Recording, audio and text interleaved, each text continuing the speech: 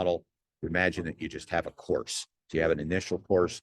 We might call this a front end course, might be a low ticket. Low ticket's going to be relative depending on your niche. So the next thing we have once we have a course is we're going to have traffic sources. So that might be Instagram, Substack, LinkedIn, or any other traffic source. And you're going to pour that traffic just kind of comes in here. And so what happens is our metric then becomes how many courses do we sell? Can we sell 1 a day? Can we sell 2 a day? Can we sell 10 a day? Can we sell 100 a day? We just scale these numbers to grow this particular piece. So now once we're doing, say, 10 course sales a day, which is 300 a month, we say, let's add a membership in here because 20, 30%. In fact, you don't even have to wait until you have the numbers. 20% or 15 or 20%, maybe even 30% of the people that purchase the course would enroll in the membership. So now why don't we put the membership first? Well, when the rubber meets the road, it's difficult to get people that don't know who you are to commit their money on a monthly basis. They want to be able to dip their toe in, give you their money. If you run off with it, they're not too worried about it. Okay. But if they need whatever they need from you, and they purchase that first course, which incidentally should just be something that can be consumed in an hour or 2 or 3. Okay. So that they consume it, they go, wow, this is amazing. They got a quick result within 24 hours. Then the next day in an automated email campaign, you present to them the membership as the next way that they can get access to you. You want to present that membership next. So now you say, well, what do I put into the membership? Content in, I put templates in, community in. And once again, just 3 pieces. You don't need 7 pieces to start with. You just have 3 pieces. And then finally, down the road, say you're getting 1,000 sales a month, you get 200 people a month coming into the membership. You say, well, could 20 of those people pay 5 or 10 times more than the membership people? And would they be wanting to have additional help from me? And then you could add maybe a coaching program on there. Okay. And then obviously once you have the coaching program, and this would really work even if we didn't have the coaching program, if the membership was the end point. And in fact, I'm working on a project now where I think the membership's probably going to be the end point. Okay. This membership, if we scale it, or the coaching program, either one, this makes it really messy, would help us build the future. Build the future, build just recurring revenue. It allows us, if we choose to, or if we do things smartly, to have a viral presence. And it also gives us credibility in the long run. Okay. So now I'm going to show you a different model. I'm going to show you the consulting model, but I want you to notice that the structure of these 2 models is exactly the same. What that means is that whatever business that you have, it can fit into this model. Okay. It fits into a model with 3 components, and each one of those components has 3 subparts. So the consulting model, same thing. Instead of making a purchase, the first thing is they book a call. They reach the calendar. Now, obviously, we'll drag something else in here for this. Obviously, when they join the calendar, they're going to give you their name and email address. Well, not everybody's going to actually book the meeting. Not everybody is going to show for the meeting. Those people can be put into an automated email campaign to be able to get back on to a meeting call, or that, so this would be email campaign. We'd have an email campaign here, and then these people would go through the email campaign.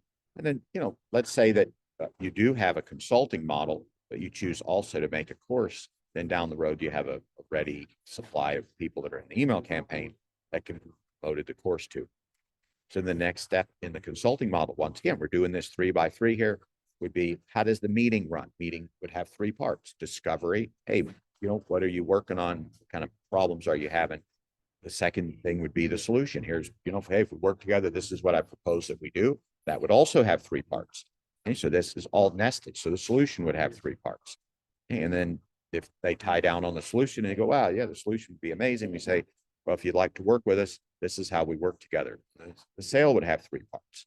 Okay? The sale would have what we're going to deliver, what you're going to get as a result, and then maybe the price. That would have those 3 parts. So then finally, we might have, this is the actual consulting program. So this is the thing that they would buy into. we will just move this, give ourselves a new arrow here. So then they purchase it and then they get into the consulting program. And same thing, there's a future, there's virality, and there's credibility associated with people coming into that coaching program. Okay, so what does that mean for you? Anything that you build, anything that you have in your business, then you could say, let me just name these. So maybe I was doing lead gen. So lead gen was my first step. My second step is book a call. Then my third step is enroll or hold the call or whatever. So those are my 3 steps. So imagine instead we say this is lead gen, but instead of a book a call, it's to buy a course, and then it is to get into a membership. Okay? Or let's just do one more example. And I want you to really see this, that this can work for whatever it is that you're doing. So maybe you're booking podcast interviews. Okay. So the first step would be find podcasters with frequent guests.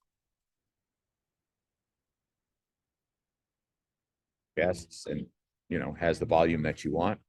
And then you would have an outbound campaign to reach out to the podcasters. When they say yes, then you land on their podcast.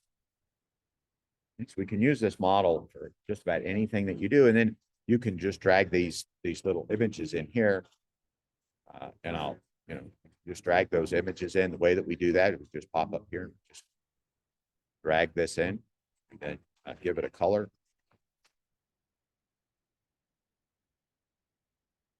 Add an arrow to it and plug that right in. And a lot of times, it can take you 20 minutes to explain something like this to a prospect or somebody on your team. But if you have a quick image that you can just whip out the image and you can show it to them, well, wow, this is really simple. We can have podcasts, we reach out to podcasters, we send them emails, we say, hey, can we be on your thing? We get on their podcast, rinse and repeat, rinse and repeat, rinse and repeat.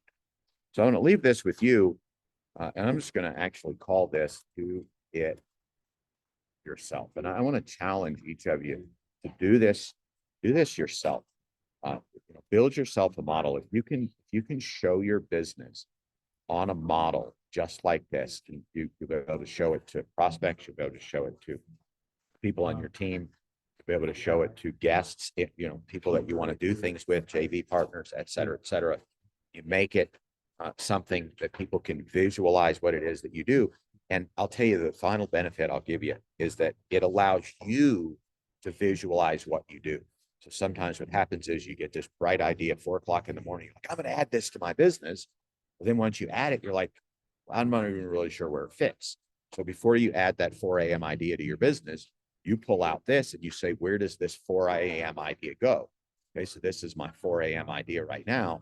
And I try to fit it in. I'm like, well, does it go here? Does it go here? It doesn't really go anywhere.